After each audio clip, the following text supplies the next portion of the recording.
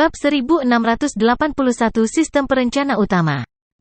Utusan Qin tercengang, wajahnya penuh keheranan.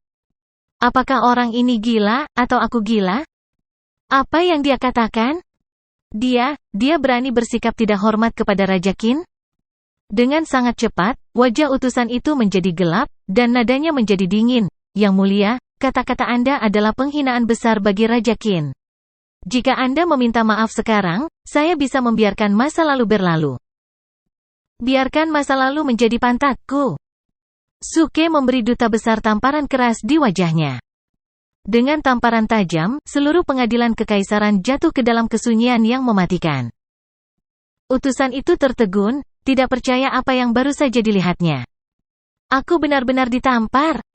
Bukankah Raja Tang Timur ini tidak berguna? Dia hanya tahu bagaimana mengejar cinta bebas omong kosong setiap hari. Saya tidak pernah mendengar dia memiliki nyali seperti itu. Ini terutama karena kerajaan Qin telah berperang di mana-mana selama beberapa tahun terakhir ini dan tidak terlalu memperhatikan situasi di Tang Timur. Di mata mereka, negara perbatasan kecil seperti Tang Timur dapat dengan mudah membuat raja berlutut dengan jentikan jarinya. Siapa sangka Tang Timur hari ini tidak selemah dulu. Para pejabat di bawah juga tercengang. Brengsek! Kaisar benar-benar menamparkan utusan itu. Apakah dia gila? Dalam pertukaran antara dua negara, utusan itu adalah wakil dari raja. Selalu ada pepatah di medan perang bahwa utusan tidak boleh dibunuh. Siapapun yang menyentuh utusan itu pada dasarnya menyatakan perang. Tindakan Suke tidak berbeda dengan menamparkan Raja Qin. Xuan Yuan Wanrong juga terpana oleh tamparan tiba-tiba Suke. Apa yang kamu lakukan? Dia bertanya dengan suara rendah. Apa perbedaan antara ini dan menyatakan perang terhadap kerajaan Qin? Suke mengangkat telinganya dan berkata dengan acuh tak acuh, biarlah. Bukannya aku tidak bisa mengalahkan mereka. Benar-benar lelucon. Seorang utusan belaka berani menjadi begitu sombong? Kau bahkan lebih megah dariku. Bagaimana saya bisa mentolerir Anda? Adapun fakta bahwa dia tidak bisa mengalahkan mereka, Suke tidak mengingatnya. Benar-benar lelucon. Orang suci bertindak tangguh ini telah belajar selama 5.000 tahun, menghafal seni perang. Bagaimana saya tidak bisa mengalahkan Raja Qin dalam ilusi? Itu bahkan tidak ada. Bajingan, kamu mati. Seluruh kerajaan Tang Timurmu akan hancur. Ketika utusan itu sadar, wajahnya memerah dan dia berteriak dengan marah. Keparat, memusnahkan sebuah negara? Suke tertawa dingin. Di bawah tatapan kaget semua orang, dia melambaikan tangannya dan mengeluarkan pedang besar dari selangkangannya. Sekarang saatnya merampok. Pria berdiri di kiri, wanita berdiri di kanan. Kalian semua, letakkan tangan kalian di atas kepala. Kalau tidak, jangan salahkan aku karena tidak sopan. Hei! Aku bicara padamu, beri aku reaksi. Suara mendesing. Pada saat ini, seluruh aula sunyi senyap. Semua orang tercengang, wajah mereka penuh kebingungan. Perampokan. Anda adalah kaisar? Merampok utusan kerajaan Qin di istana? Yang mulia. Seorang punggawa tergagap. Jangan panggil aku kaisar. Aku sekarang adalah pemimpin fraksi surga yang meledak, Suke. Suke tertawa sembarangan. Fraksi surga yang meledak? Dari mana datangnya geng sialan ini? Tidak, intinya adalah, kapan kaisar bergabung dengan fraksi surga yang meledak ini? Utusan itu merasakan dingin di lehernya dan wajahnya menjadi pucat. Di persimpangan hidup dan mati, dia tidak lagi memiliki kesombongan seperti sebelumnya. Suaranya bergetar saat dia berkata, itu. Yang mulia, jika ada yang bisa kami diskusikan, kami dapat menggunakan hukum. Raja Qin kami selalu mengejar keadilan dan keadilan. Tindakan Anda tidak akan menguntungkan Tang Timur. Ketika kamu begitu sombong barusan, apakah kamu mempertimbangkan untuk menggunakan hukum? Kata Suke dengan senyuman yang bukan senyuman. Menggunakan hukum? Saya sekarang percaya bahwa tindakan Anda telah menyebabkan kerusakan mental yang serius pada kaisar ini. Saya meminta Raja Qin memberi saya kompensasi 300 juta tael emas, atau saya akan mengebiri Anda di tempat. 300 juta tael emas. Utusan itu tercengang. Kenapa kau tidak bunuh saja aku? Jika Raja Qin tahu bahwa utusan yang dia kirim memiliki pedang di lehernya, orang pertama yang akan dia pancung adalah aku, utusan itu, oke. Jika saya kehilangan muka di negara lain, siapa lagi yang akan mati selain saya? Memikirkan hasil itu, utusan itu hanya bisa merasakan ketakutan di hatinya. Dia bahkan tidak memiliki perasaan sedikit pun. Apa-apaan, kenapa kamu begitu pengecut sampai pipis di celana? Melihat ini, Suke buru-buru melompat pergi, melambaikan tangannya dengan ekspresi jijik. Teman-teman, bawa pergi utusan agung kita dan perlakukan dia dengan baik. Beberapa pengawal istana yang kokoh berjalan maju dan membawa utusan itu pergi. Setelah berurusan dengan duta besar, Suke berbaring di tempat tidur dan berbicara, para menteri yang terhormat, jika Anda memiliki pendapat, jangan ragu untuk menyuarakannya. Para pejabat semua diam. Suara pantatku. Tindakan Suke barusan telah memungkinkan para pejabat ini melampiaskan kemarahan mereka. Namun setelah melampiaskan amarahnya, yang terjadi selanjutnya adalah masalah yang tidak bisa diselesaikan. Haruskah mereka membunuh utusan ini atau tidak? Jika mereka membunuhnya, Raja Qin pasti akan mengetahuinya. Saat itu, dengan lambaian tangannya, ribuan pasukan akan turun ke atas mereka, dan mereka hanya bisa menjadi orang yang binasa. Jika mereka tidak membunuhnya, mereka akan membiarkan utusan itu kembali. Hari ini, Kaisar telah mempermalukan utusan itu, jadi, Raja Qin pasti akan marah. Pada saat itu, dia juga akan menginjak-injak Tang Timur dengan jentikan jarinya. Suke, tindakanmu benar-benar mengabaikan gambaran yang lebih besar. Xuan Yuan Wanrong berkata dengan ekspresi dingin. Dia saat ini dalam suasana hati yang sangat buruk. Itu bukan hanya karena tindakan Suke. Itu karena ketika Suke melakukan hal-hal ini, Xuan Yuan Wanrong benar-benar merasakan sedikit pengkhianatan. Bukankah kita semua memutuskan untuk berkembang perlahan? Mengapa kita masih melakukan ini? Dia masih sama seperti sebelumnya, benar-benar mengabaikan perasaan orang lain. Suke sama sekali tidak merasakan kebencian dalam kata-kata Xuan Yuan Wanrong. Dia berkata dengan malas, apakah kamu benar-benar berpikir bahwa aku di sini untuk membujukmu untuk menyerah? Omong kosong. Mengatakan demikian, dia membalik dan duduk, berkata dengan serius, biar ku beritahu, bahkan jika kita menyerah sekarang, kita pasti tidak akan memiliki kesempatan untuk mengatur napas. Siapa tahu, mungkin ada tentara Qin yang menghilang di Tang Timur selanjutnya. Tahun. Pada saat itu, Raja Qin akan memiliki banyak alasan untuk datang dan berurusan dengan kita. Alis elegan Xuan Yuan Wanrong berkerut dalam. Kalau begitu menurut apa yang kamu katakan, Raja Qin cepat atau lambat akan menyerang. Mengapa dia mengirim orang untuk membujuk kita agar menyerah sekarang? Hanya ada dua alasan. Salah satunya adalah dia terlalu malas untuk menyia-nyiakan pasukannya. Yang lainnya adalah sesuatu telah terjadi di negaranya, menghambat ekspansinya. Suke mengusap dagunya, berkata sambil berpikir. Aku condong ke alasan kedua. Mengapa engkau berkata begitu? Xuan Yuan Wanrong masih tidak setuju dengan kata-kata Suke. Karena Raja Qin adalah orang yang sombong. Dia tidak akan membujuk orang lain untuk menyerah. Dia hanya akan menunggu orang lain untuk menyerahkan diri. Saat ini, para pejabat sudah dalam diskusi panas. Pejabat sipil dan pejabat militer terbagi menjadi dua pihak, berdebat dengan keras. Menurut pendapat pejabat lama ini, hal terbaik yang harus dilakukan sekarang adalah mengatur ulang pasukan kita dengan cepat dan mengecilkan pertahanan kita. Negara kita jauh dari Qin. Begitu tentara Qin mengepung kita untuk waktu yang lama, mereka secara alami akan mundur. Kamu orang tua, hentikan omong kosong. Yang mulia, berikan 300.000 pasukan resmi ini. Pejabat ini pasti akan membunuh para jenderal Qin dan tidak membiarkan tentara Qin menyerbu negara kita. Dasar idiot, kamu hanya tahu bagaimana bertarung. Orang tua bodoh, kamu ingin bertarung? Suke menghela nafas, menamparkan singgasana naga. Kalian semua, tenang. Suke sudah membangun prestise yang cukup. Dengan satu perintah, semua orang langsung terdiam. Kami sekarang mengumumkan bahwa kami secara pribadi akan memimpin pasukan dan bertarung habis-habisan dengan Raja Qin di medan perang. Begitu dia selesai, semua pejabat di pengadilan tercengang, hampir berpikir bahwa mereka salah dengar. Apa yang Kaisar katakan? Dia ingin memimpin pasukan secara pribadi? Berkelahi dengan Raja Qin di medan perang? Ini sudah berakhir. Sudah berakhir, sudah berakhir. Setelah 2 tahun damai, Kaisar bertingkah lagi. Bab 1682 Sistem Perencana Utama. Kata-kata Suke menyebabkan kehebohan di pengadilan. Hampir semua anggota istana menentang Suke yang secara pribadi memimpin pasukan ke medan perang. Dalam 2 tahun terakhir, prestise Suke di antara orang-orang telah mencapai puncaknya.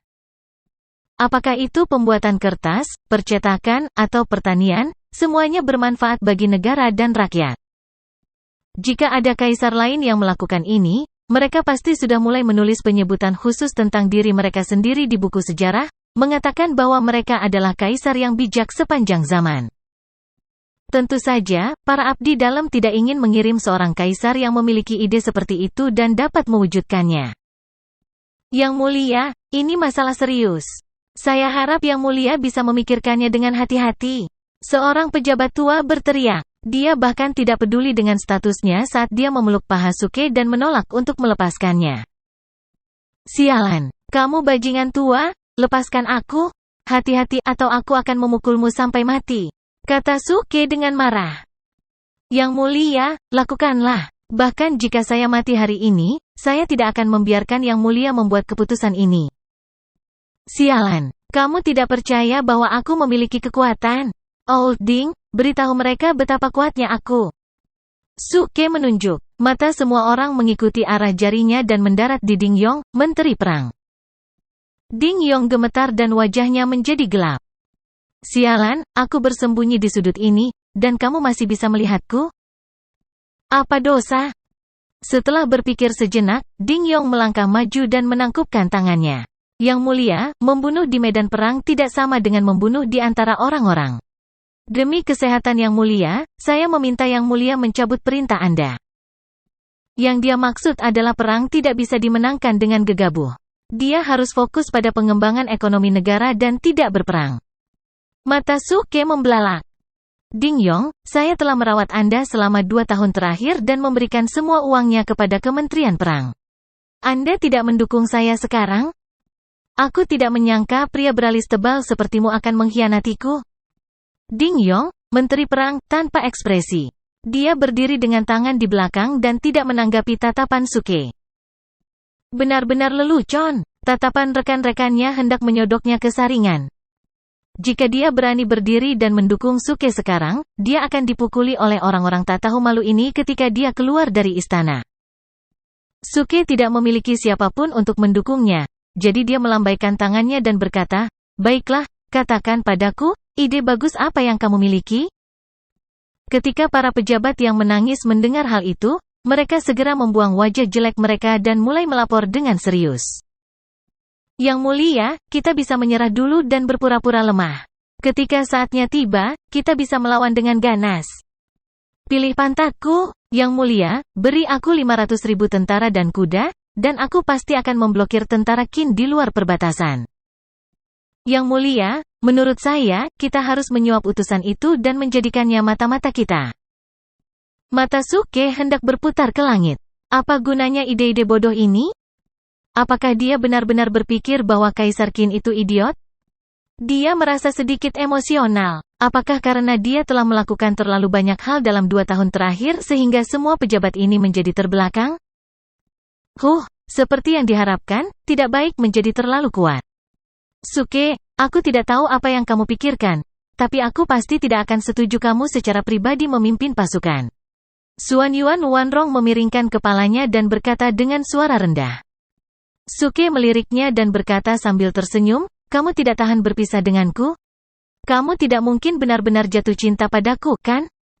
Xuan Yuan Wanrong biasanya mengabaikan meditasinya dan berkata dengan tenang, kamu mengatakan sebelumnya bahwa kita hanya perlu menunggu di sini sampai kita mati karena usia tua. Ini adalah ujian bagi kita berdua. Jika kamu secara pribadi memimpin pasukan dan sayangnya mati di medan perang, bagaimana Anda bisa menjamin bahwa tidak ada yang akan terjadi pada saya? TSK, jangan katakan seperti aku menelantarkan istri dan anakku. Oh, aku lupa kamu tidak punya anak. Suke mengangkat bahu. Tapi kamu harus sangat jelas bahwa jika aku tidak pergi ke medan perang, pasukan Tang Timur bahkan tidak akan bisa bertahan setengah tahun. Apa yang membuatmu berpikir kamu memiliki kemampuan ini? Berdasarkan kecerdasan dan kebijaksanaan saya. Suke mengangkat alisnya. Sudah 2 tahun. Apakah kamu masih belum melihat kecerdasan tertinggi raja ini? Xuan Yuan Wanrong ingin membalas, tetapi memikirkan pencapaian pihak lain dalam 2 tahun terakhir, dia terdiam. Kontribusi Suke dalam 2 tahun terakhir memang luar biasa. Tetapi menemukan dan mereformasi adalah 2 hal yang sangat berbeda dari berperang.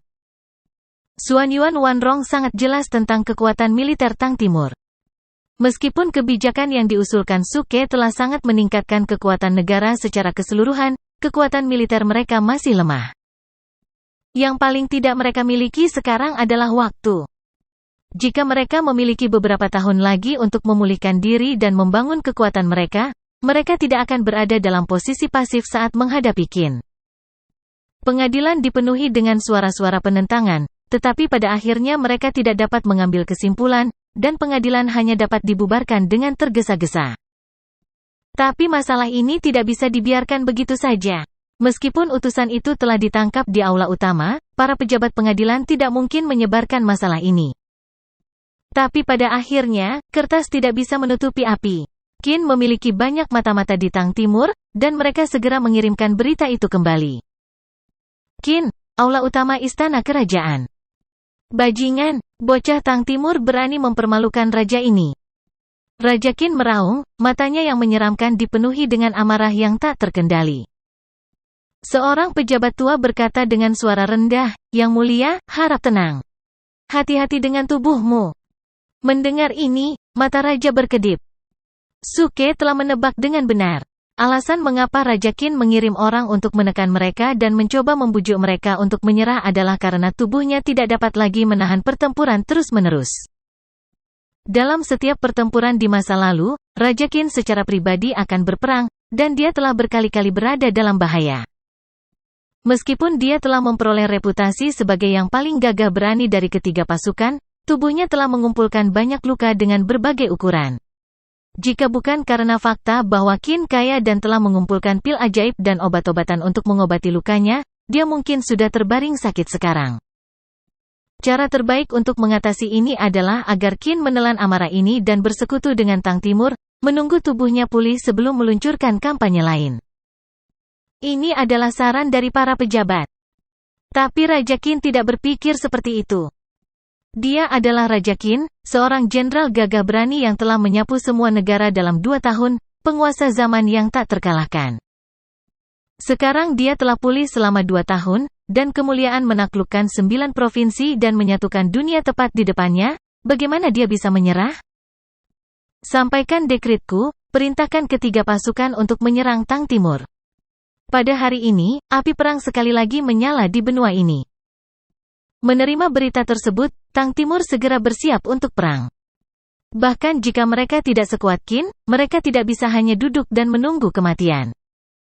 Dan ketika Suke mendengar kata-kata Raja Qin, dia juga mengungkapkan tanggapannya sendiri. "Qin King, idiot, tunggu saja kematianmu. Aku akan secara pribadi memimpin pasukan dan secara pribadi pergi ke perbatasan untuk membunuhmu." Ketika Raja Qin mendengar berita itu, dia sangat marah dan segera menyatakan bahwa dia sendiri yang akan memimpin pasukan. Jadi, di tengah keterkejutan para pejabat kedua negara, Raja Qin dan Suke mulai memimpin pasukan secara pribadi. Xuan Yuan Wanrong dan pejabat lainnya mencoba membujuknya, tetapi tidak berhasil. Setelah 2 tahun menjilat, Suke telah lama dengan kuat menggenggam berbagai divisi Tang Timur di tangannya. Pada hari ini, Suke langsung mengumpulkan ketiga pasukan dan memimpin pasukannya langsung ke perbatasan. "Aku ingin menjadi Raja Bajak Laut, bukan orang yang akan memerintah 9 provinsi." Di gurun pasir kuning, angin kencang menyapu, pasir dan kerikil beterbangan di udara. Di antara langit dan bumi ada warna kuning kabur. Ini adalah perbatasan. Pasir kuning membentang ribuan mil, dan tidak ada tanda-tanda tempat tinggal manusia. Di tanah tandus ini, ada sebuah kota megah yang menempati area seluas beberapa ratus kilometer persegi. Tembok batu hitam besar mengelilingi seluruh kota dengan rapat, membuatnya tampak seperti raksasa berbaju zirah. Ini adalah perbatasan Tang Timur, kota yang menjaga perbatasan gerbang surga.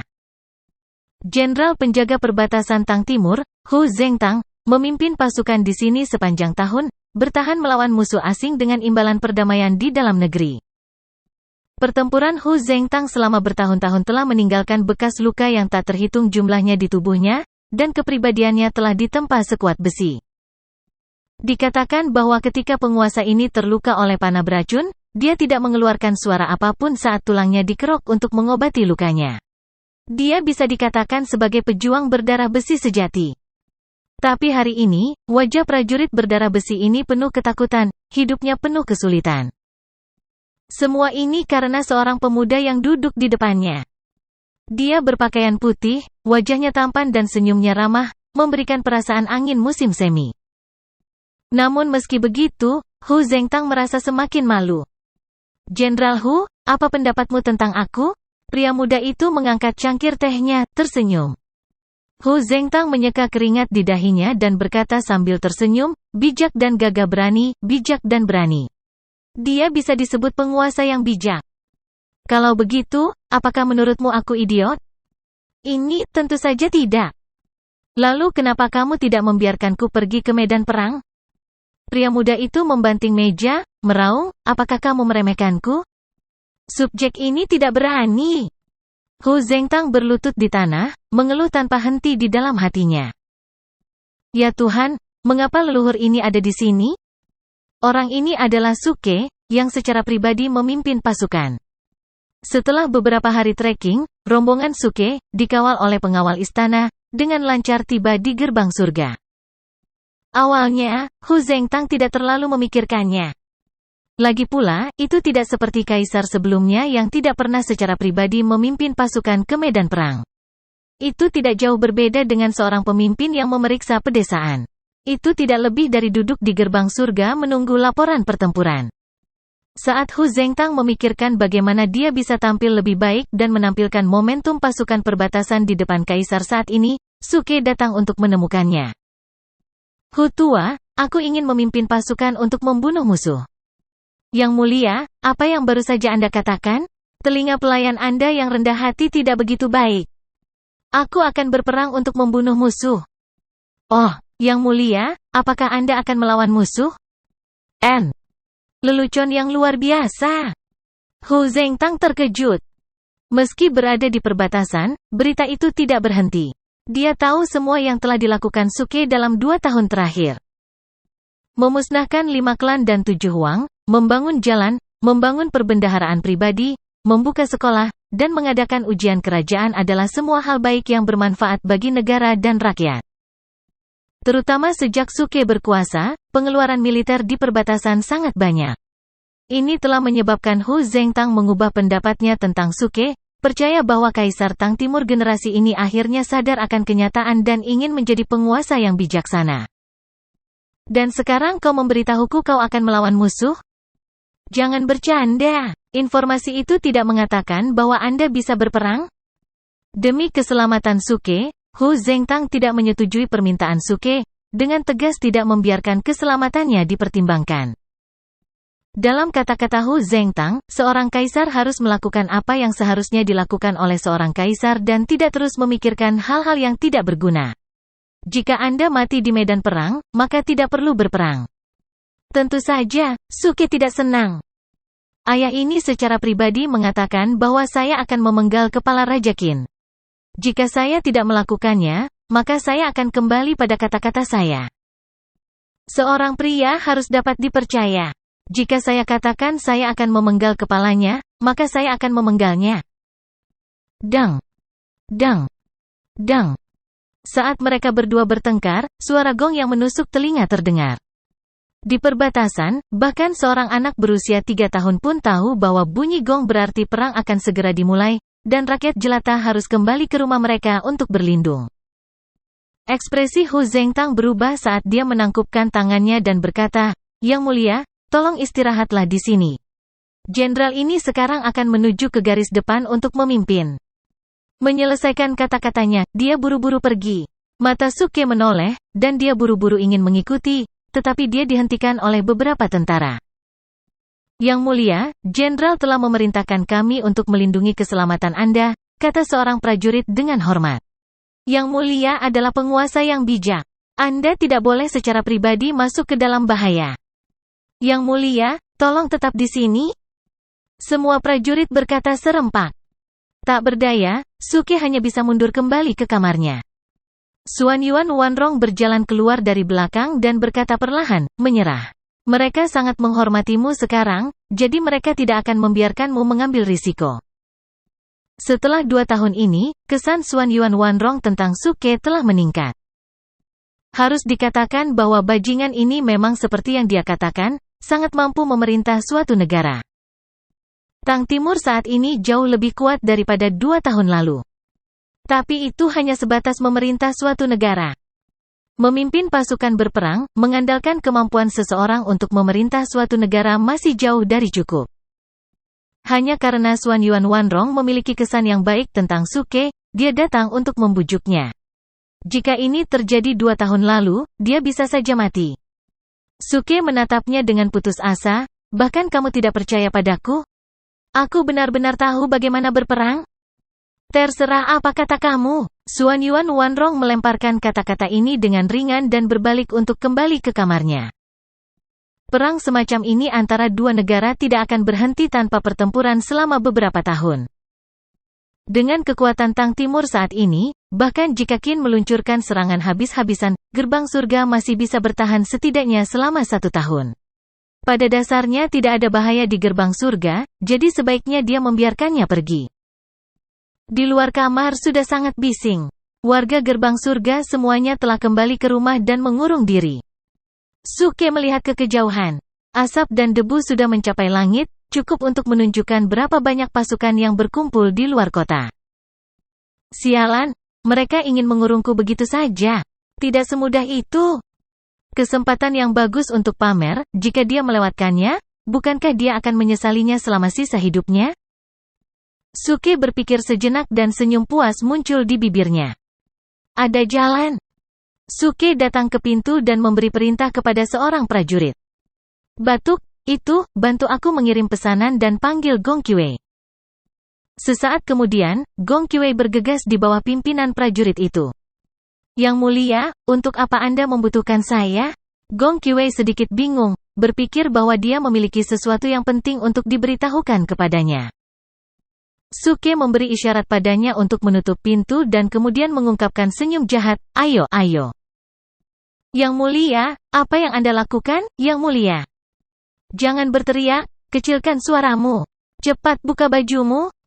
Yang mulia, Anda tidak bisa melakukan ini. Tidak, Yang mulia, jangan lepas pakaian saya benar-benar akan berteriak. Berteriak semaumu, tidak ada yang akan datang untuk menyelamatkanmu bahkan jika kamu berteriak sendiri serak. Patuhlah dan kamu akan mendapat keuntungan.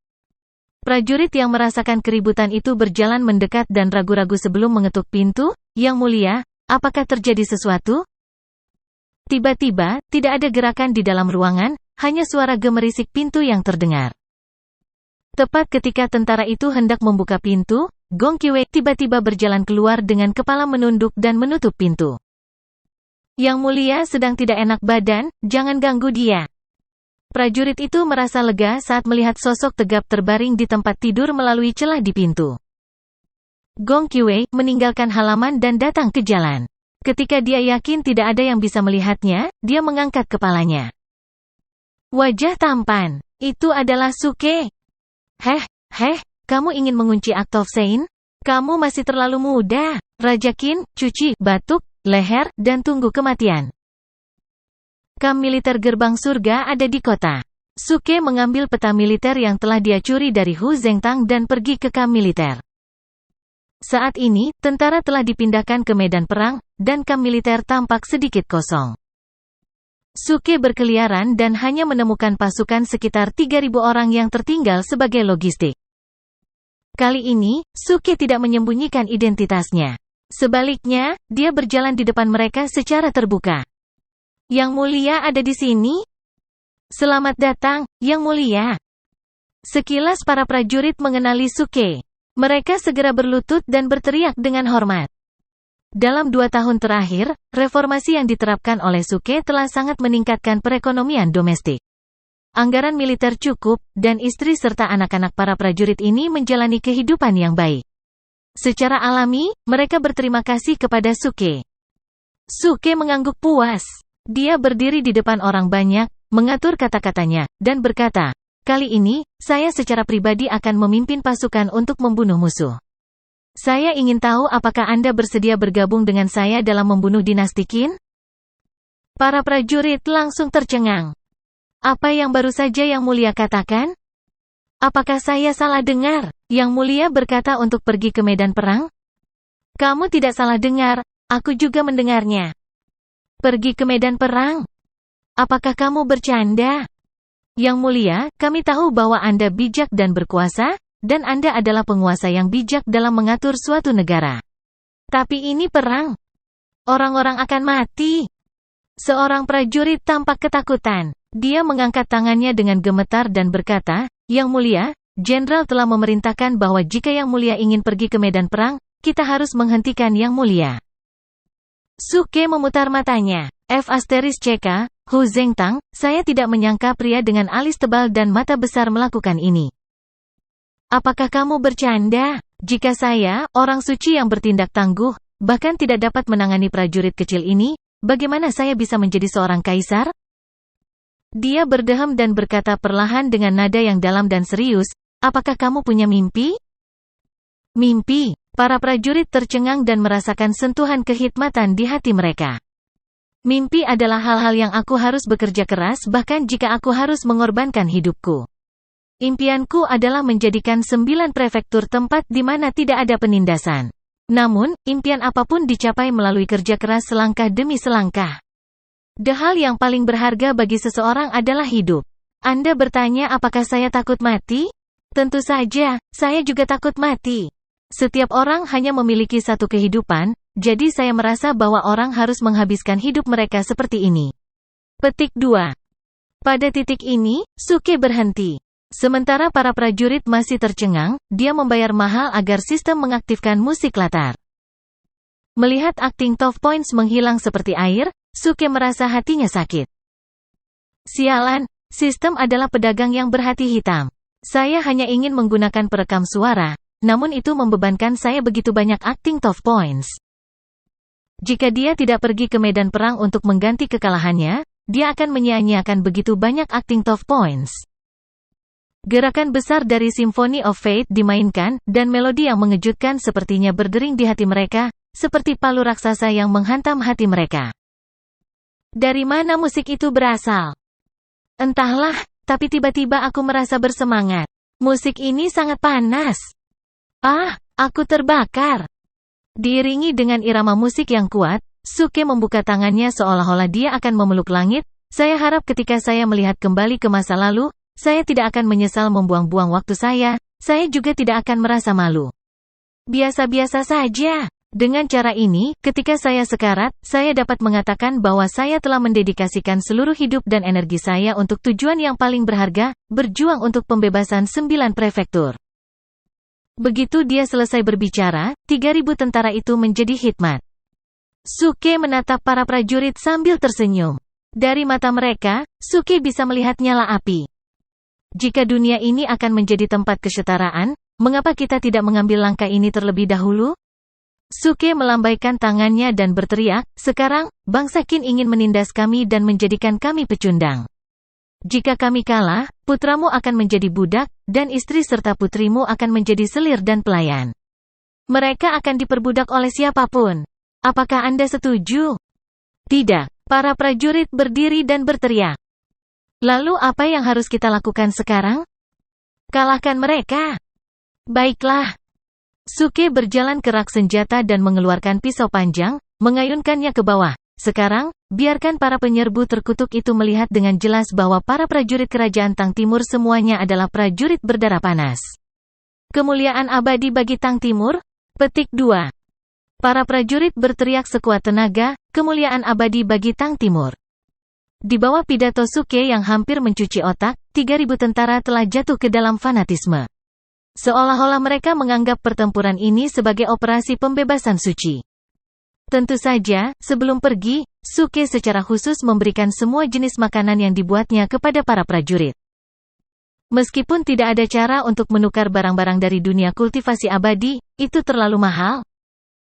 Tetapi dengan bantuan keterampilan chef, makanan yang dibuat Suke juga memiliki efek meningkatkan rana seseorang, hanya saja itu meningkatkan rana seni bela diri seseorang.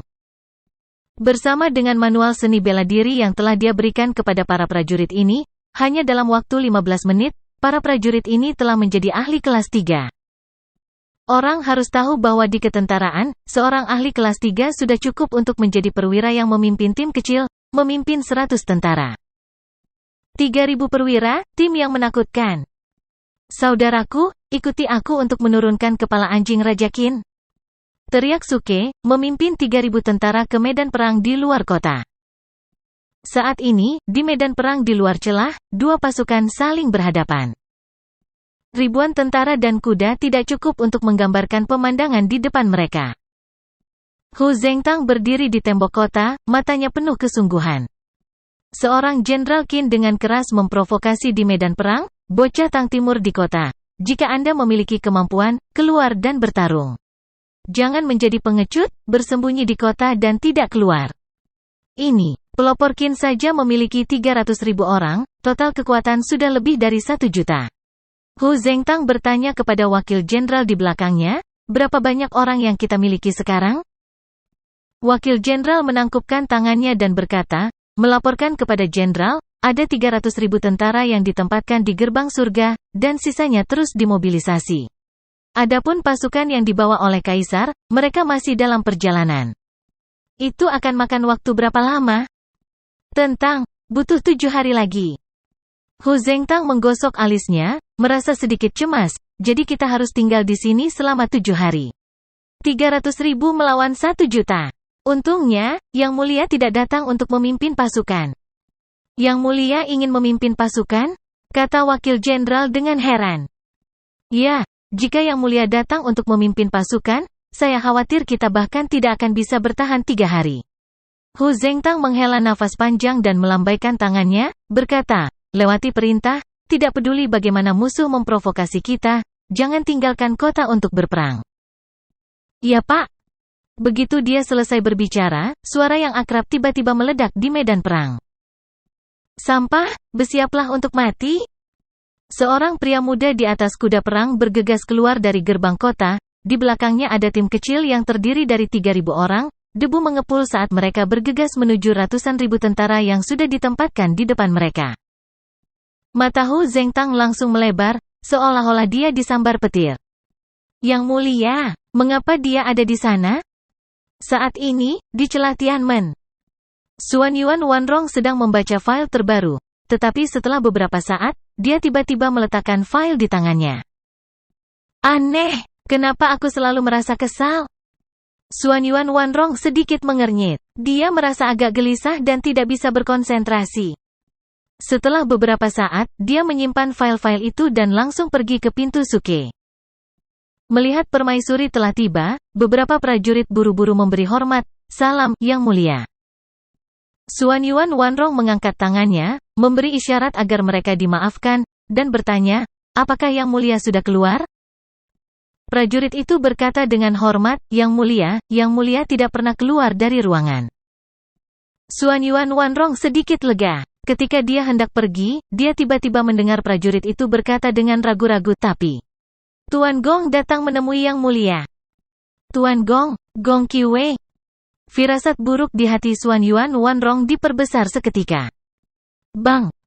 Dia langsung mendorong pintu terbuka. Perabotan di kamar tidak dipindahkan. Seorang pria berbaju putih sedang berbaring di tempat tidur dengan punggung menghadap pintu, menggigil. Xuan Yuan Wanrong dengan cepat berjalan ke tempat tidur dan membalikkan pria itu. Wajahnya tiba-tiba menjadi sangat jelek. Bukan Suke yang berbaring di tempat tidur sama sekali, tapi Gong Qiwei dengan wajah bengkak. Ini, bagaimana ini bisa terjadi? Prajurit itu tiba-tiba terkejut. Mereka jelas melihat Tuan Gong pergi. Bagaimana mungkin Tuan Gong terbaring di sini? Yang Mulia.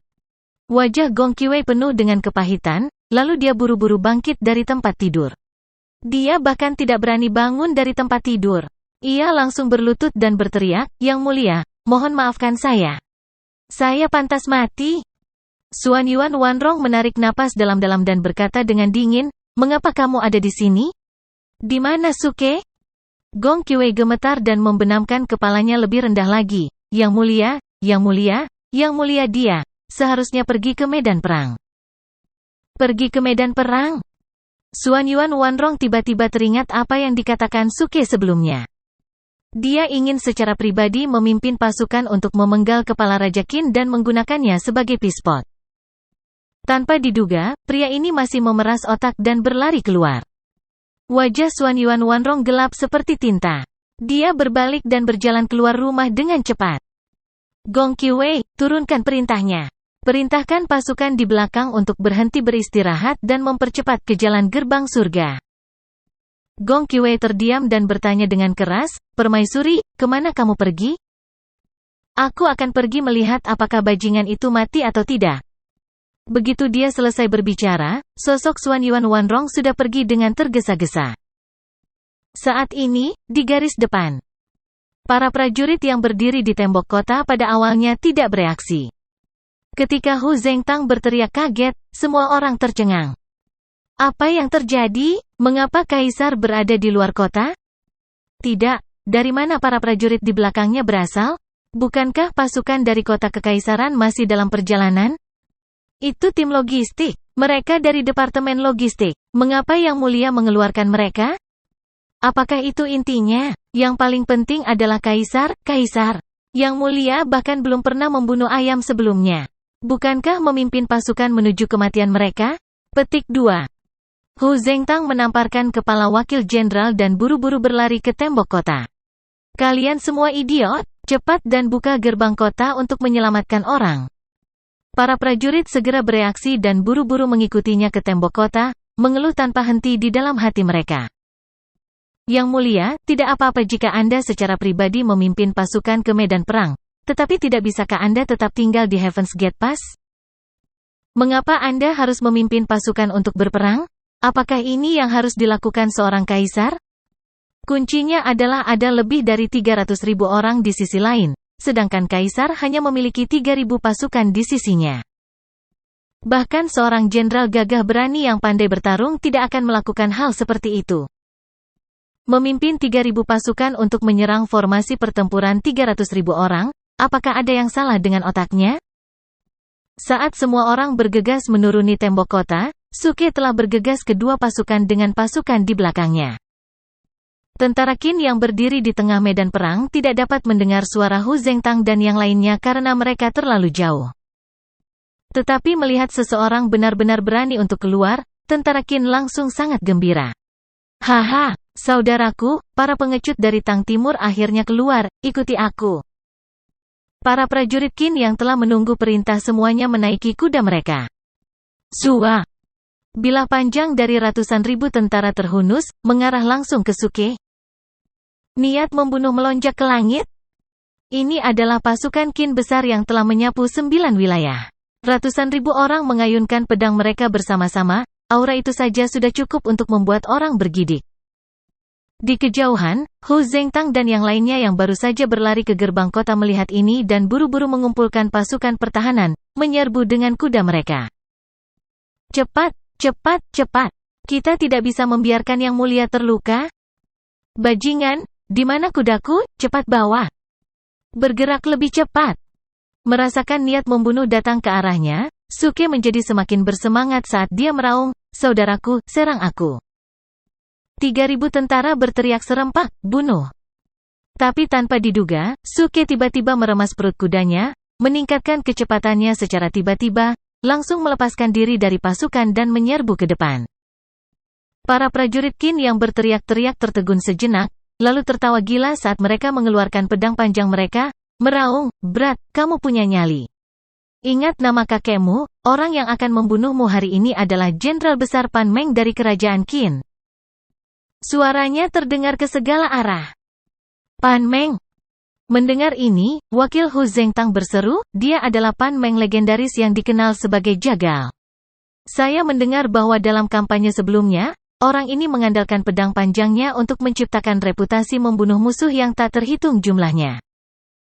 Para jenderal yang mengikuti di belakangnya langsung berubah pucat pasi. Surga, saya mendengar bahwa metode orang ini kejam, tidakkah dia tahu cara membunuh lawannya dengan satu serangan? Ya, orang ini akan melumpuhkan lawannya, lalu menyiksa mereka dengan segala cara. Hal yang paling menakutkan adalah orang ini adalah ahli kelas 2 yang langka dalam formasi militer. Dengan satu pedang panjang, dia tidak terkalahkan. Sudah berakhir, semuanya sudah berakhir. Di depan formasi militer, aku khawatir hanya orang kelas 1 yang bisa melawannya. Apakah kaisar kita memiliki kelas semu? Aku tidak yakin, mungkin tidak. Aku belum pernah mendengar kaisar berlatih seni bela diri. Hu Zengtang mengutuk, Mother of Asterisker. Kalian masih punya mood untuk membicarakan ini, cepatlah dan serang. Jika sesuatu terjadi pada Yang Mulia, aku akan menguliti kalian semua hidup-hidup. Pada saat ini, Suke telah menyerang di depan Pan Meng. Brat, mati. Pan Meng tertawa sinis sambil mengayunkan pedang panjangnya. Tubuhnya yang tinggi seperti setan. Suke tidak mengelak, sebaliknya, dia menyerang langsung ke ujung pedang. Melihat pemandangan ini dari jauh, mata Hu Zengtang membelalak marah dan dia meraung, berhenti. Pada saat ini, Suke tiba-tiba mengeluarkan pedangnya, pedang itu berkilau seperti air terjun saat dia menebas Pan Meng. Dentang! Bilah panjang Pan Meng patah. Apa? Pan Meng memandang pedangnya yang patah dengan tak percaya. Sebelum dia bisa bereaksi, dia merasakan hawa dingin di lehernya.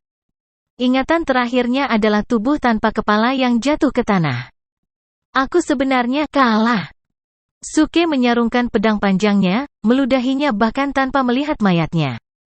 Orang ini idiot, apakah dia tidak tahu bagaimana memberi jalan kepada kuda? Dia sebenarnya tidak menghindar ketika melihatku datang. Di belakangnya, ratusan ribu tentara Tang Timur tercengang. Astaga! Yang Mulia Kaisar benar-benar membunuh seorang jenderal musuh dengan satu serangan? Apakah ini masih Kaisar yang bahkan tidak memiliki kekuatan untuk mengikat seekor ayam? Apa yang telah terjadi pada dunia ini?